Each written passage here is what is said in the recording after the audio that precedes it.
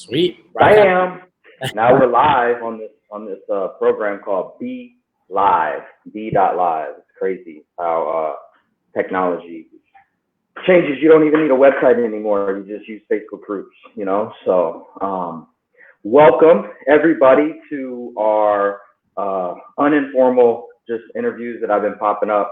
One of the reasons that I've been doing it is because I just wanted to give the local community of Savannah some content, you know, and some videos and some FaceTime. And last week or a couple weeks ago, I had Bo out from California, Vegas, talking about hard money lenders and all these different things. So today, I'm super excited. We have a local investor, somebody who's doing deals heavily doing deals here in the Savannah area, down here in the Coastal Empire. And it's Curtis Bellenot. And me and Curtis met probably, I want to say five years ago. Yeah, 2016, I think. And, you know, we came up through some similar education programs and got introduced through some mutual friends. I was living in San Francisco and grew up here in Savannah and always wanted to invest and, you know, revitalize the city. And I've seen this guy, this young man, you know, we're the same age, you know, crushing it down here. And so he inspired me to start doing marketing down here. And it was one of my main goals was to do some business with him, you know, because I've seen the way that he rolled. I'm rocking the Bell Home shirt. Yeah. You know? And he rolled with the integrity and the ethics and the different things that I like. And so it took me a couple years, but I was able to, you know, do some business with Curtis. And now, you know, we've created this friendship. But I wanted to bring Curtis on today to talk a little bit about not just the business, but, you know, what Curtis has going on in our market here in Savannah, and also what he sees is going on. But before we get into all that, Curtis, tell me just like a little bit about like why did you get into real estate, and what was like what is your outcome? You know, what were you looking to get out of it? Well, hi everybody. My name is Curtis Bellenot. My first thing to get into real estate, I always knew I wanted more in life. I was a kid growing up in Los Angeles, and you know, we were middle class, nothing crazy. And I went to a public middle school, and one of my friends would get picked up every day in a yellow Lamborghini. And, you know, my mom rolled like a 5-year-old or 6-year-old minivan that we bought used from basically Craigslist. And I was just like, why can't I have that? So I always had like a desire to have something more. And I realized at an early age, I wasn't very smart. I wasn't smart enough to make like a new iPhone. Like I wasn't going to become a nuclear engineer. I knew school wasn't for me. And so I was about 20, 21. And I joined the Army about 2 years before. And I was deployed to Afghanistan. And I had talked to these people about some bosses of mine who were investing in real estate around Army bases, and they would use their VA loans, which is a 0% down loan, to buy these fourplexes, and they'd live in one and then rent out the other 3. And so the Army pays you a housing stipend if you live off post. So they would basically live for free, pocket the Army's money, and then when we would deploy again, they would just move out, put another renter in there, and it was set. And it wasn't a get-rich-quick scheme. It took a lot of work. They had to be disciplined in the way they spent their money. They had to be disciplined about what, you know, areas were good to invest in. And I was just like, wow, that seems like a much better way to spend my deployment money. And, you know, and then, you know, I'm competitive. I was like, well, if they can do 1 or 2, like, why can't I do 1 or 2? And then started doing a couple other things. And I was like, okay, well, you know, if I can do 1 house, maybe I can do 2 houses. Maybe I can, you know, I can flip this, I can, you know, buy and hold this. And by the time I got out of the Army, I had probably flipped like 8 or 9 houses, and I had 2 rentals under my belt. So, and that was while I was working full time in the Army, working, you know, 60, 70 hours a week. That 60 to 70 hours is including the entire, you know, get up, go commute, you know, salute the flag at 6:30 and then come home, make it homebound 5:30 or 6 o'clock every day.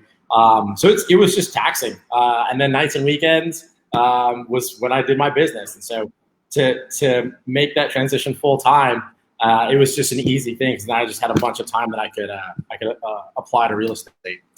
So you're telling me that you didn't just like get started and you right after the Army, you actually got started in the Army and you were flipping houses while you were working full time with the government. Yep. Yeah, full time. Yeah. And I know it sounds like, you know, they don't have the easiest schedule when it comes to things, right? It sounds like you had a pretty hectic schedule. Were you out of the country at all flipping houses, or were you just... I had between Afghanistan and Egypt, about 2012 or so, I bought my first house, and I flipped it and then threw a renter in there. And then when I deployed the next time, I was out of the country, and I had a property manager who took care of everything. Then when I came back, I came back to the States, and I came to Savannah in 2014. And I think about a year in, so about 2015 or something like that, my tenant left in Texas. And so my realtor, who his name's Roberto Martinez, and he's absolutely amazing. Look him up. He's with, I think, Tri-County Realty or something like that. Anyways, excellent guy. He handled all the renovations for me, handled all this stuff. He had a couple guys that he, his painter or whatever. It was a super easy cosmetic flip. It was just a paint, carpet. I think we did countertops and something else. But super easy, and the market had gone up. And so he got the listing on that side, took care of everything. And while I didn't actually go to the house at all. So I was flipping houses in Georgia, and then he was taking care of my property out in Texas. I haven't done any out-of-state deals. I haven't done any of those things. I'm a little bit of a control freak when it comes to that. That is definitely on the my 5-year plan, is to get with more people and get with partners who I trust to do some more out-of-state stuff. But now everything that I have now is all in Savannah, Georgia. Plus or minus 30 minutes or so. I got some stuff out in Rankin and some stuff down south.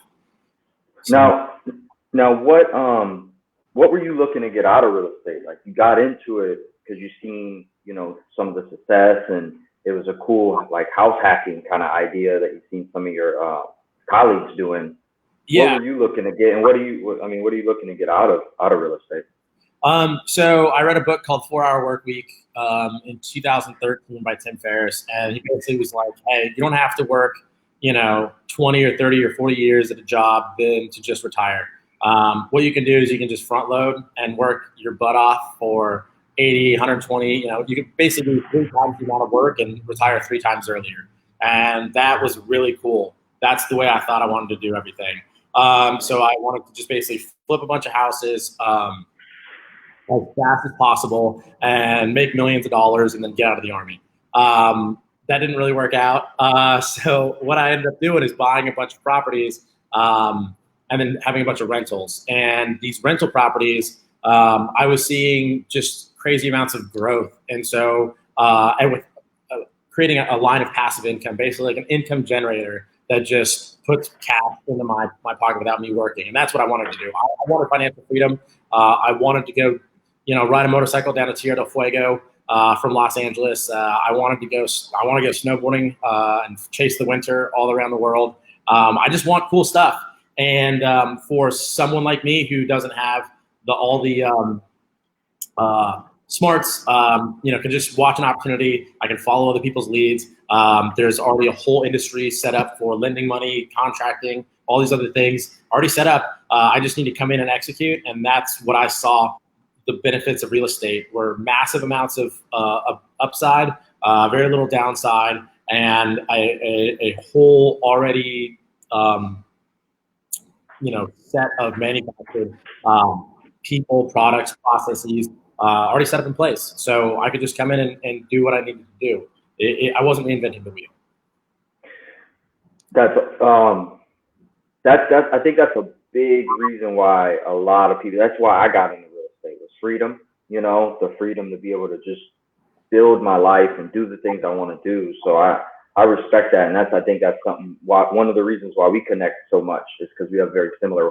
Why we got into the business, and so we have a ton of people in this group, right? We have a ton of people in this group. Not everybody comes to the meetups. I know the dates, we don't always have them.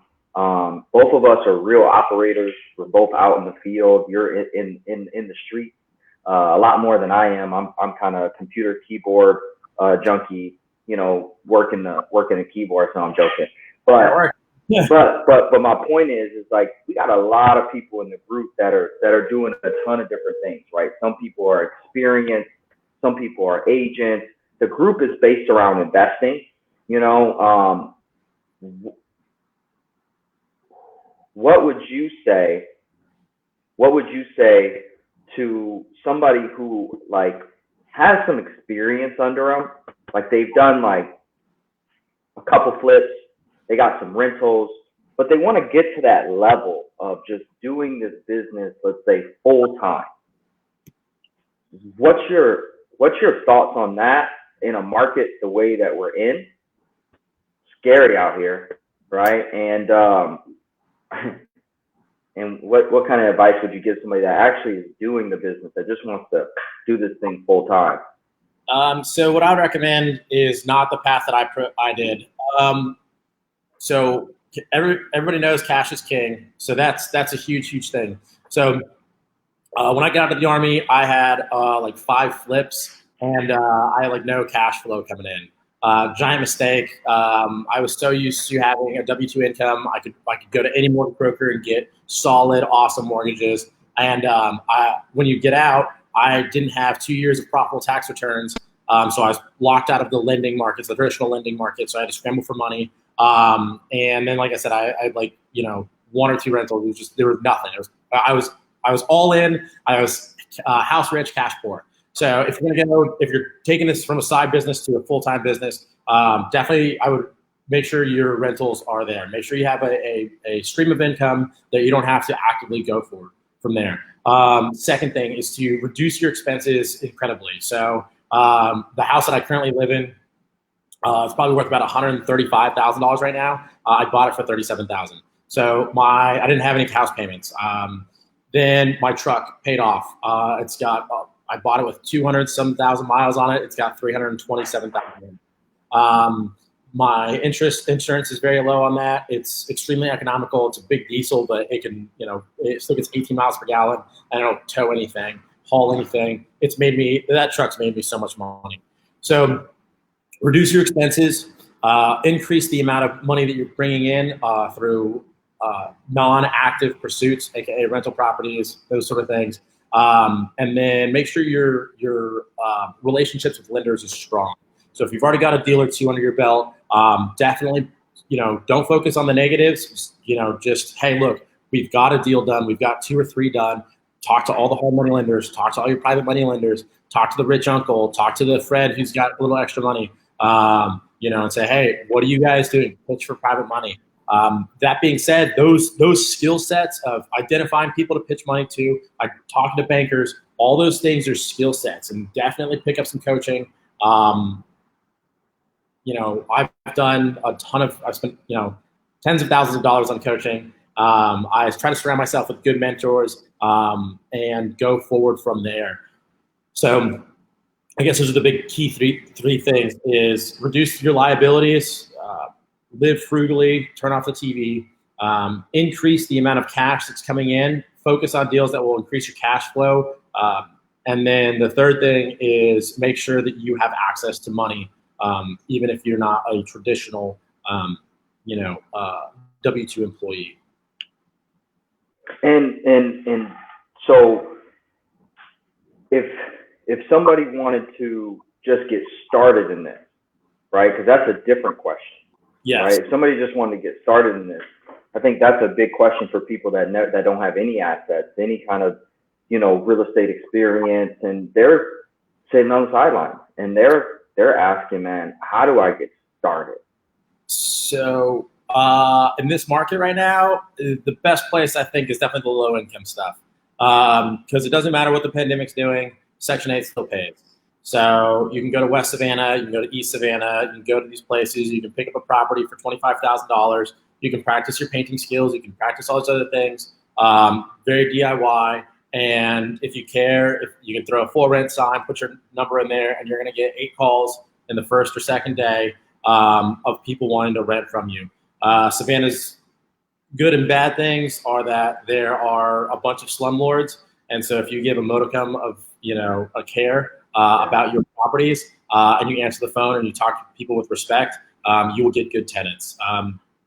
And you may not have the best painting skills, you may not have the best, there might be a funky weird tile situation, but it's so much better than these absolutely disgusting properties that are downtown in certain areas that have just been neglected for years. And you can just come in and for a total amount of money of I've got a property that we flipped and we put a tenant in there for $23,000 on credit cards.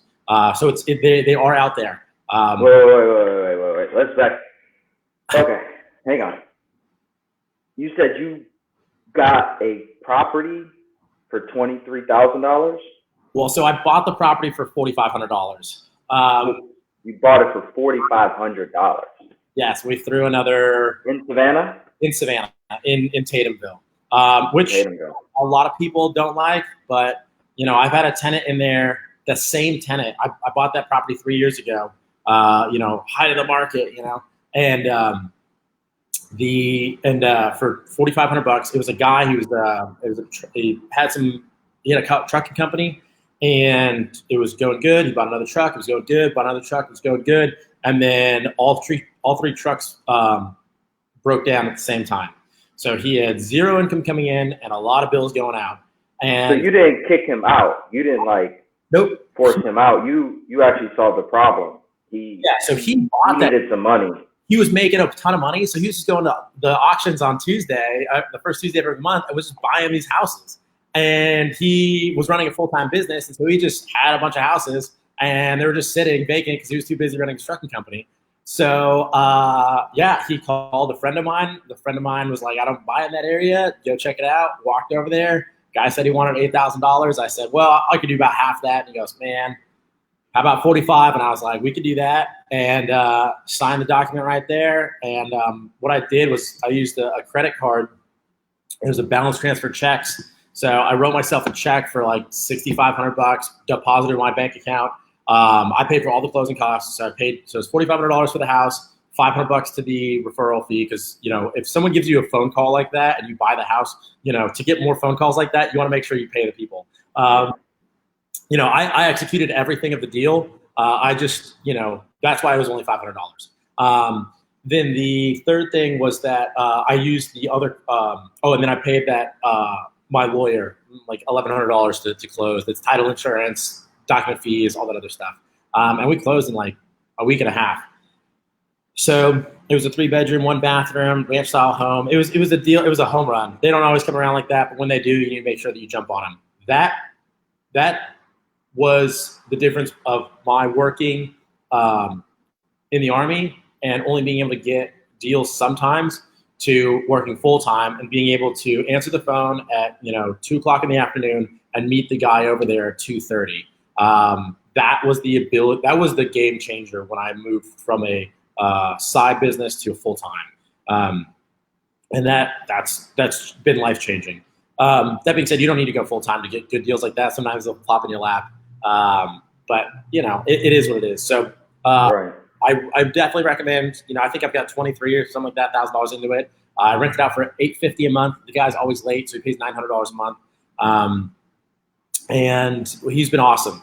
They had actually some issues. They've paid that house has already paid for itself. So during this pandemic, he gave me a call. He said, "Hey, look, we got April's rent. May is not going to be great." I said, "Hey, look, you know what? You've been in this place for years. I absolutely love you guys. No issues, no problems, no complaints." And so I said, "Hey, don't worry about May's rent. Just pay in June." And having that ability to literally make or break this dude's life, I don't need to kick him out. And there's going to be no issues going forward because of the generosity that I'm able to give. Because if I had a mortgage on that property, I'd be stuck, but I don't. And those things are gonna, that thing's just gonna create more goodwill into the universe, which is always a good thing. So those lower end deals are awesome. and they'll continue to be awesome. During COVID, we had a flip that was a little 2-bedroom, 1-bathroom, threw it on the market at like 119, literally like the 19th of March when everything was shutting down. And we had a signed contract on Tuesday, the following Tuesday, so less than 5 days on market.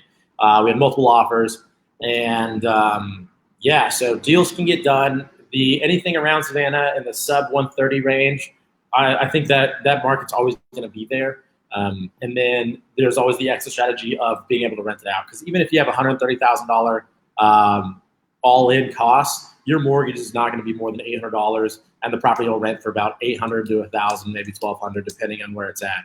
So you might not make $1 million on that one house, but it'll still cash flow, and that is super important, as we've seen with this current crisis. And there's a lot of gems in there, and I know we don't have a whole bunch of time, but how are you finding these deals right now? You said that was a referral. You gave that person $500. Like, how are you finding properties in this crazy times of this COVID-19 pandemic? The same way everyone else is. So you always want to have you want to diversify your marketing strategies. I don't do a whole lot of marketing. I just don't really enjoy it. I enjoy the nitty-gritty stuff. So always calling wholesalers, seeing what's up. Anytime I see new We Buy Houses cash signs, I call them up and say, hey, look, I'm Curtis. I'm a local investor. I'm a cash buyer. I give them my sales pitch. I'm on the MLS on a regular basis.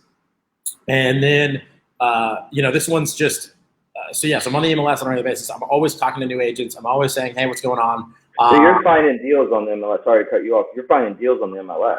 Yes, yeah. Okay. And the deals on the MLS, it's a whole system. And it's really, like, the numbers aren't great, but this is the numbers game. If you're in real estate, if you're investing in real estate, you got to understand there's only so much of the market. There may be 85,000 buildings in Chatham County. That being said, 10, maybe 15% of them are in bad enough condition that I would want to buy them. And then of that, 10 or 15%, maybe 20% of those have a willing seller that is motivated enough and logical enough to realize what's going on and wants to do a deal. So you're really not that many. And so when they put on the MLS, you've got a somewhat motivated seller. At least they're looking to entertain an offer. And then I lowball everybody. And sometimes I get laughed at, sometimes I don't.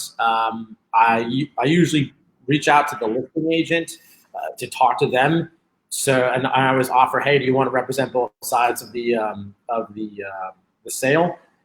And what that says to them is they're going to make twice as much money for the same amount of work. So who doesn't want to get paid double their hourly rate? I would. And then so that even if there's two people on that, or two offers or three offers, I know the seller's agent's going to go for my offer because they're going to make extra money. Understand aligning of interests. The other one is I've got a great realtor. Her name's April Lovins. She works with the Cheney Hubman Group, and she tolerates my BS. And I usually just send her an Excel document of the properties that I've liked, some expired ones, some withdrawal ones. And I just say, hey, just throw out there 50% of what their asking price is. Sometimes we get a bite, sometimes we don't. And I probably put a blast like that, put about 20 to 25 every month. So It's nothing crazy. And like I said, I've gotten 1, 2, 3 of my 10 flips right now are off the MLS. So it's not all of them, but there's, one of them I'm going to live in it. And I'm also going to make a nice chunk of change off of it. So when people say like, oh, MLS is dead, MLS isn't dead. You just got to know how to work the system and realize that you're going to get phone calls, or angry or mean messages sometimes about, hey, you're disrespecting the profession. I'm a professional. Like, we price this to make sure it goes quick. This is a ludicrous offer. Don't even worry about it. They're playing a different game than you are. And that's what I was actually going to touch on that. I know that you loosely say lowball, right? And you're very comfortable with making lower offers. And I just want to clarify it. Like, I know there's a lot of people that haven't made any offers. And when they hear that, they feel like it's kind of disrespecting people. But when you understand the game of investing, right, you run your numbers. And your numbers are most of the time going to be a lot lower than what a seller or maybe the seller really wants, whether it's on the MLS or whatever. There are deals out there that get priced very correctly, right? And they don't last that long, if it's an investment deal. And those offers are low. It's a low offer. And so don't feel bad if you're making an offer lower, than what maybe the asking price is.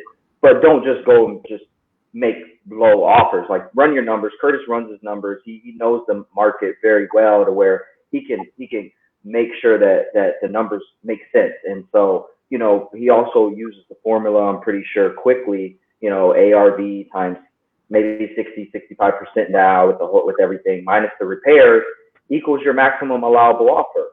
Yep. And so a lot of times that maximum allowable offer is a low ball offer because you have your spread in there. So I just wanted to throw that out there. Now we're getting some questions in here. I wanted to ask, I have somebody that said, hey, why are you still rehabbing even with the potential? And what's funny is on this B Live, I can't see, it tells me I can't see people's names. So I'm not going back and forth, but why are you rehabbing even with the potential impact COVID-19 may have on the market? So, it's one of those things. Everyone got a stay-at-home order. So literally my marketing was, is this where you want to get quarantined? In this beautiful renovated house with nice backsplash. People are still working. People still have money. Hey, I feel for a lot of people who are unemployed, and it sucks. That being said, there's still people with money that are realizing now, hey, they're work from home. They've got 2 kids now, and the house was fine when they were gone, and they only spent 2 hours a day all in that one space, and now they're spending 8, 10, 12, 14 hours a day in the main living area, and they're just like, this is too small. I thought we could handle this, and we could live in a smaller house for another year or 2, but this is ridiculous. We need to upgrade. COVID-19 or not, people are still having babies. If someone got pregnant in Christmas time, guess what? That baby's still coming, COVID or not. And if you're in, fulfillment and working for Amazon, FedEx, all these other things, your thing's exploding. I've got doctors, I've got friends that are nurses that are just like, I have not stopped and I am working harder than ever. I need to put this money somewhere. So there are still buyers out there. I'm not worried about that at all. In fact, I think, especially in Savannah, you're going to see, and I've seen this shift for a while, and it just accelerated greatly, was the shift from remote workers who are working Jersey, Minneapolis, these other places that were able to work remote. And so they're like, why am I paying, $3,500 a month for, a downtown condo when I can move down to Savannah? And a lot of people went to a wedding in Savannah, or bachelor party or bachelorette party, right, or came away for vacation. We're familiar with the area, whether it's Hilton Head or Jacksonville. They like the low country.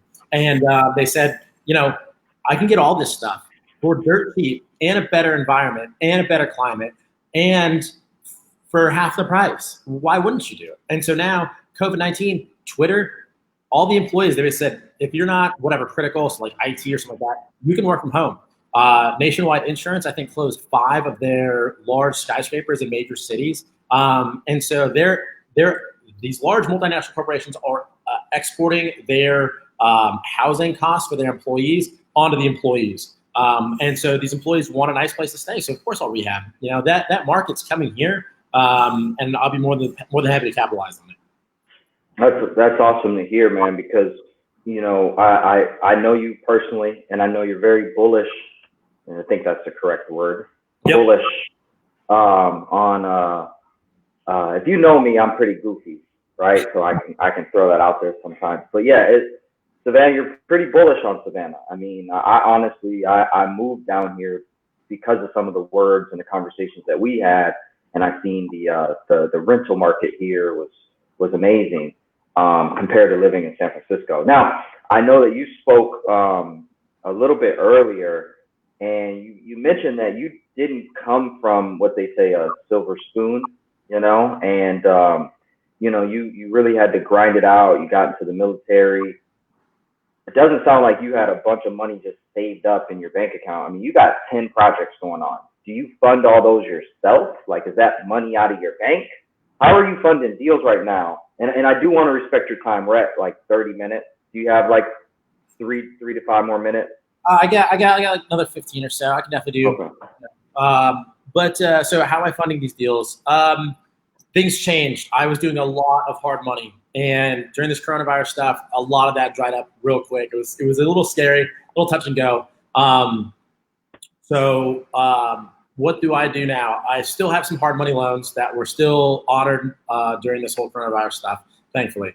I have some private money lenders that lend, quite a bit as well. And then I have a little bit of my own money in some stuff, but a lot of it is equity that I've cashed out from other projects. So I just take out that equity and I'll throw it into a down payment and then fund the rest with either hard money or other things like that. I have started now working with Circle, Chris Multides over there. And so he's supposed to be getting me all this other great stuff. So moving into lines of credit, home equity lines of credit, so secured and unsecured lines of credit, hard money, and then refinances and private money.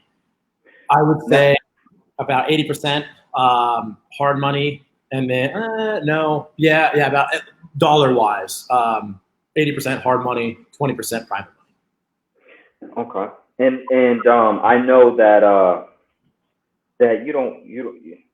you do a really great job on your flips, and you have some people that are in place, that fund some of these things, and you have a great relationship with them.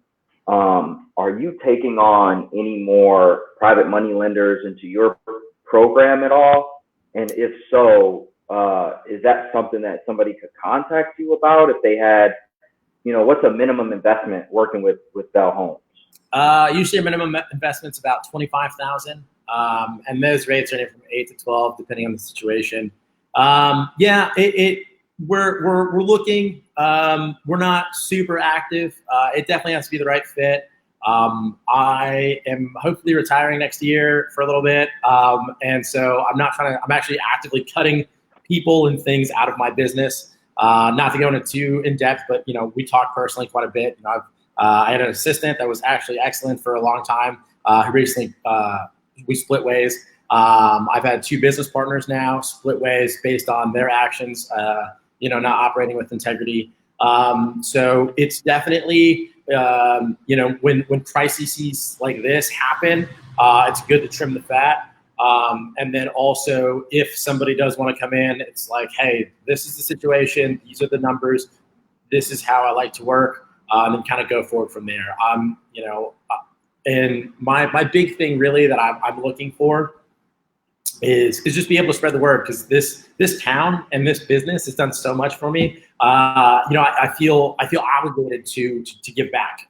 Whether that's meet us project properties. I mean, how many of these meetups have we done? A lot. Multiple of my properties, and it's so much fun. It's so great. So I love doing that. It really gets me going. I could definitely take on some private money lenders. But also, hey, if you guys want some help or something like that, let's talk. Everything's negotiable. So right. No, I know that you've helped me with certain projects, and me and you have worked out fees.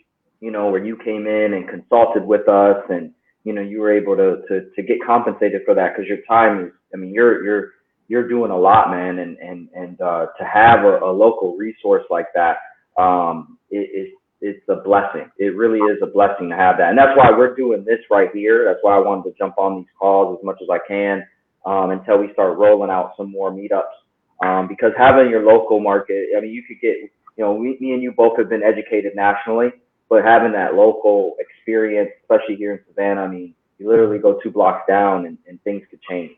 Yeah. I want to ask some questions I got from here. Another one that I have here is, do you go after expired listings in the MLS? Yep. Okay. All the time. Expired, withdrawn, all those sort of things. They're great because a lot of times you kind of got to talk to the agent too, which can be a bear because they're a little salty that they didn't sell the property, and they're just so you kind of got to get that information, the seller information out of them. And then a lot of times you'll talk to the seller and be like, yeah, my realtor was an idiot. And I just got tired of the situation. Or, hey, they were great. They were absolutely amazing. But, life came up. My daughter's getting married and I didn't want to deal with the transaction headaches.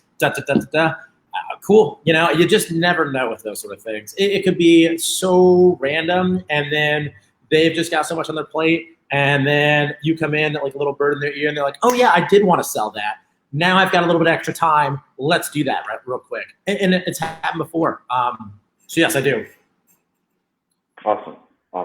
I personally, I've done some transactions, and I would say like I have not done anything off the MLS. I've sold stuff on the MLS, but I haven't bought anything off the MLS. And you're right, Curtis. You have to put some kind of system in place. You got to put your team together, and that's something that I think a lot of people don't really take in consideration. Not employee wise, but what does your outside team look like, if you don't mind me asking? Like, some people have certain attorneys they use and different things like that. I'm heavy with Josh Walker and Ziegler Walker, and I know you have your attorneys that you like using. What does your team consist of? Like, who do you rely on and all that kind of stuff when it comes to real estate? My big ones are definitely my listing agents. That's Chandy Hutman and the Hutman Group. They're awesome. And they just are so systematized on everything. She had a new baby last November, I think. Anyways, I sold a house, and she was basically going into labor for the entire thing. Not the entire thing, but like that whole week, there's stuff going on, and her team never missed a beat. And I was like, you know what? If you can do such a huge giant moment, and your team doesn't stop working, I trust her with so much. So that's my listings. Then the second thing is my buyer's agent is through her as well. She has a great story. Bad divorce. Chandy kind of took her in and was like, hey, look, real estate's the thing. Give me your time and effort, and I'll give you, a great little career. And she's just took it and ran with it. That's April 11th. She's excellent. And then I had I was having a hard time finding property management that was good in Savannah. And so I made my own property management company. Long story short, Chandy and Jeff Hutman started their own property management group. And I was like, great, I don't want to do this anymore. Please, here you go. So they've actually taken on 3, my listings, my buying, and then also my property management. So maybe you shouldn't put all your eggs in one basket, but I'm very confident in their values and the way they run their business and the way they want to treat the community. So I like that.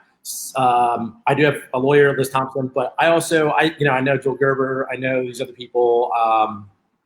I always try to keep a good relationship, a working relationship with a lot of people. Also, other realtors. I do have a bunch of people that just kind of, see that. So someone said April's the best. Yeah, she's awesome.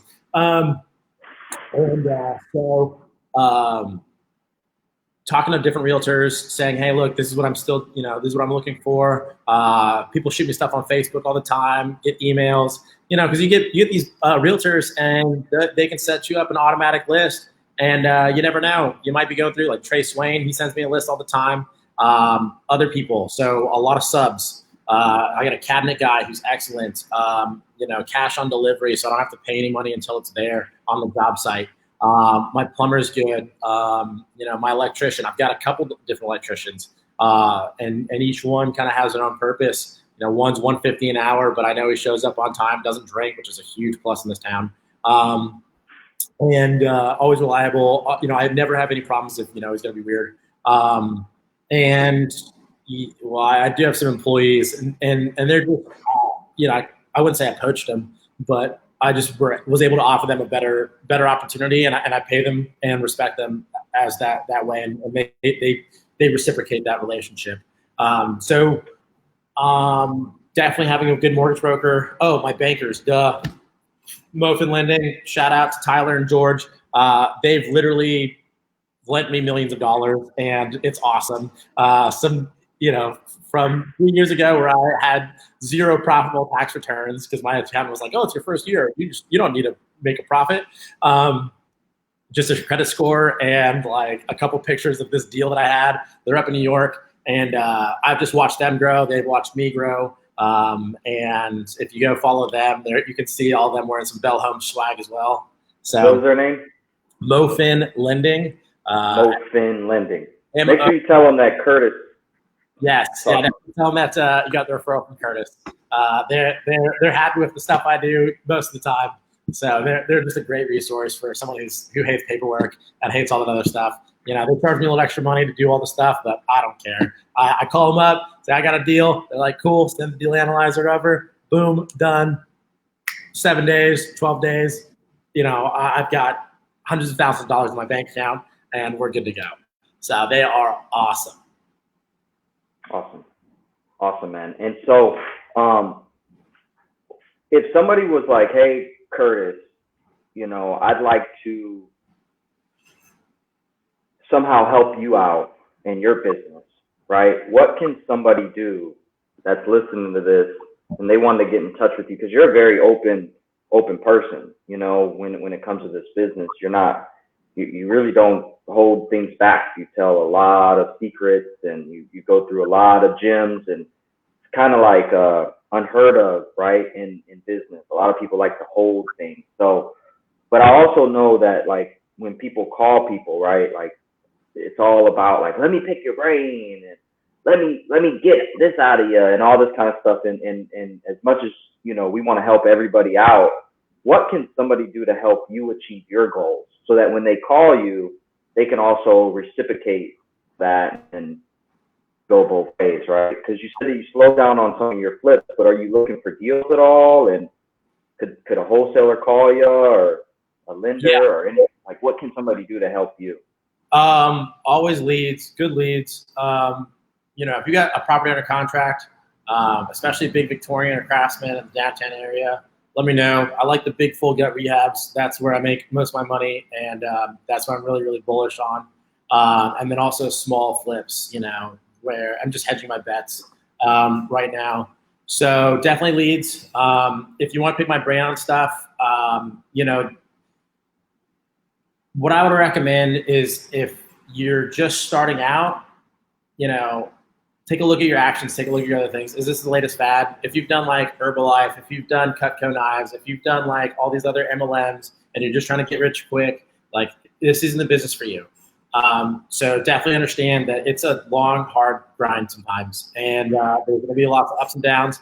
Understand that success is not one or two deals. It's daily habits compounded again and again. And so that's what I recommend. And do your research. Follow me on Facebook. Follow me on Instagram. And I'm, shoot me an email. And I can give you a ton of different lists. I've got a canned response that it works for everybody. There's a couple different books that are just excellent. The Millionaire Real Estate Investor by Gary Keller. 4-Hour Work Week and the E-Myth. You read those 3 books and you're going to be a lot farther. If you don't want to read and you just want somebody to spoon feed you the information, that's fine. Buy me dinner, buy me drinks. I'll be more than happy to talk for 2 hours. But that's I'll probably brush you off afterwards. So definitely reach out. If you're serious and want to learn, awesome. You can't teach motivation. It's got to come from within. And if you have that motivation, cool. I would love to hang out, talk, and BS. And I don't really JV anything. But like I said, definitely consulting fees. Hey, you want to go? I'll walk a property with you. Tell you, hey, this is good, this is bad. If you want to go deeper, we can do skips of work, do some other stuff like that. I'm more than happy to talk to you about that. And then for some of my subs and stuff, if you guys want to reach out, like, hey, look, I've got this big property. This electrician's, saying it's going to take $18,000 to rewire this house. I think it's a little high. Be more than happy to be like, yep, hey, that dude's, terrible. Use this dude, and go forward from there. I think, those are those things, especially contractors in general. It's a business. It's always changing and people fall off the wagon. People don't fall off the wagon. People are good. People are bad. People move. So always staying on top of who's good and who's charging a reasonable, fair rate to get work done at a good quality is always tough. And that's an easy. It takes 2 seconds for me. Awesome. It says name of the books. Definitely. Are you putting it right there? Okay, cool. It looks like somebody is. I can't see it. I would assume that it's Monica. Oh, okay. It's because on my thing it just says Facebook user, but Monica is the glue behind a lot of things. So she's most likely, if that's not her, I'd be surprised. And exactly. So they also asked, is MoFin, did they keep lending through COVID or did they pull back? Yes, they pulled back. Basically, the entire non-QM mortgage industry got hurt really hard. So non-QM is qualified mortgage. Yes, I think so. Anyway, so it falls under government standards. So non-QM is non-government, basically hedge funds, all these other all these other pools of money that aren't regulated through Fannie Mae, Freddie Mac, those sort of things. That being said, things are opening up back now, and I don't see, especially in this area, this bubble. We're not going to see a big drop in COVID prices or due to COVID in real estate prices. It's not going to be as fire as it was the last couple of years, but there's still going to be a strong demand for good products in Savannah. And that's going to be good. So yes, they did pull back. Terms are basically across the board. So if you're doing Civic, Lima One, MoFin, any of these other big guys, you're instead of being 85% or 90% loan to value plus 100% rehab for the hard money, it's probably going to be 65 to 75%, maybe 80% loan to value plus 90% rehab. That just means you need to inflate your numbers a little bit so that you can actually pay for everything as opposed to bringing stuff out of pocket. And just understand that's kind of where we're at. And you're going to see, I've seen already some sale prices that I'm like, oh my God, that's dirt cheap for that property. But you don't know. We had a deal fall through. It was a quadplex we were selling with a commercial space for like $1 million or something like that. And the person who was supposed to buy it on the 19th of March owns a bunch of restaurants in downtown Savannah. So they pulled out. So you don't know what's going on with these sale prices. It's not the underlying asset itself is worth less. It's that the person who's selling it needs money more than the actual amount. They need the cash quickly, and they'll take a discount on there. I don't think I think by the end of June, everything should. You're not going to see many deals like that anymore, and prices are going to keep coming back up, especially as the economy opens up. Yeah. So I made a mistake. It was not Monica. It was actually our main guy, Lee Winters. Lee with yeah, that's awesome. So thank you, Lee. I apologize. I went to go look at it just to make sure they were coming quick. So I made that mistake. Thank you, Lee, for posting those. That's helpful. We really appreciate that. We gotta get Lee on here. Get Lee on here. Some investors, so he's got I got a couple. Yeah. So got a couple people I want to get on here. If you do want to get on and talk shop with myself and even with Monica, let me know. Reach out to me. I'm more than happy to get anybody that's local, that's doing some things, that wants to give back to our community, to jump on here and to just talk about some of the stuff that they got going on, just like we did here. But Curtis, man, thank you so much, bro, for jumping on this call. This is picking your brain. So if anybody, wants to learn more about the market, definitely rewind this live. It should still stay in there in the Facebook group and watch it. I mean, there's some gems in there that Curtis talked about locally here that could really, really help. And I'm pivoting very similar to what Curtis is doing, going conventional, looking at some local banks, really paying attention to my lenders and keeping those relationships solid, because in the next 10 to 12 months, there's going to be some opportunities here to not just flip, but to really buy and hold and build out wealth through real estate. So how can people get a hold of you, Curtis? And where can they find you? So my phone number is 912-655-6633. If I don't answer, leave a voicemail. I listen to all my voicemails. The other one is Facebook, Curtis Bellenot, and then also Bell Homes LLC. We post a lot of stuff. Also, is my Instagram. I think that's what my main thing right now is. We do Instagram live stories, some other stuff, and you can just kind of get a really good idea of some of these bigger projects and just what things kind of look like as we go through with that. So it's Instagram, and then my handle is Bell Homes LLC. And yeah, those ways. My email address is curtis.bellhomesllc@gmail.com. I'm cheap, so I don't buy the domain name, which I should, but whatever. But yeah, definitely reach out. Also the Facebook group. I'm always on that thing. And yeah, and I just want to say thank you to Corey. So, you know, I don't know if we covered this, but Corey and I do a lot of business together. He sells me a bunch of houses, and you know, I've given him, you know, a lot of wholesale fees last year and this year. So I just want to say, you know, there are good wholesalers out there. There's bad wholesalers out there. Corey has always been accommodating for all the stuff that we've done.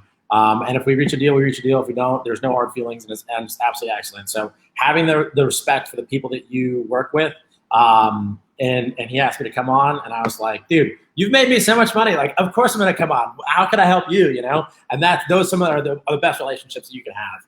So. And I appreciate that, man. I wish I could take all the credit. You know, it's really, honestly, like I said, I have some behind, not even behind the scenes. They're actually front of the scenes. You know, my mother, Kathy. You know, we have Monica. You know, and we have Joy. We have Ron. We have Christine. We have Shaw. We have a whole team behind myself. I'm the cog in the wheel. I'm usually the problem. And so, but yes, us as a team has worked with Curtis and was able to provide him with some great opportunities here in Savannah. And he's always looking for more, and he's always helping me. And so we don't look at each other as competition. We look at each other as people that can collab and work together, you know. And the cool thing is, as small as the city is, I don't think me and Curtis have ever competed on a house. There's not been one house that me and him have like gone, because the market, I mean, there's so much opportunity. I mean, Curtis stays in a certain area, you know, he has a certain niche areas and things like that. And so that's the beautiful thing about this business. People talk about diversifying their funds. I mean, you could diversify so much. I mean, you could strictly just do commercial, and you know, and that's a big reason why I wanted to bring you on, man. Because a lot of people, they have money, you know, they want to do real estate. They're getting into real estate the same reason why we are, is because it's a great asset. It's a safe place to put your money. But sometimes, right, I've found even in the beginning that it's sometimes a lot easier to just put your money up with somebody that knows what they're doing. And in exchange, you know, maybe take a 7-8% interest rate and learn from that person. Because I'm pretty sure if you loan, if Curtis is open to taking you into his program, you loan him $250,000 at 8%, he'll show you everything, right? And you might even say, you know what, let's just do another deal again, because that's a lot of work, you know. And so, Curtis, thank you so much, man. I appreciate you. You have a great day. I'll see you tomorrow. I'm gonna come by the office. Curtis is in his office. He went from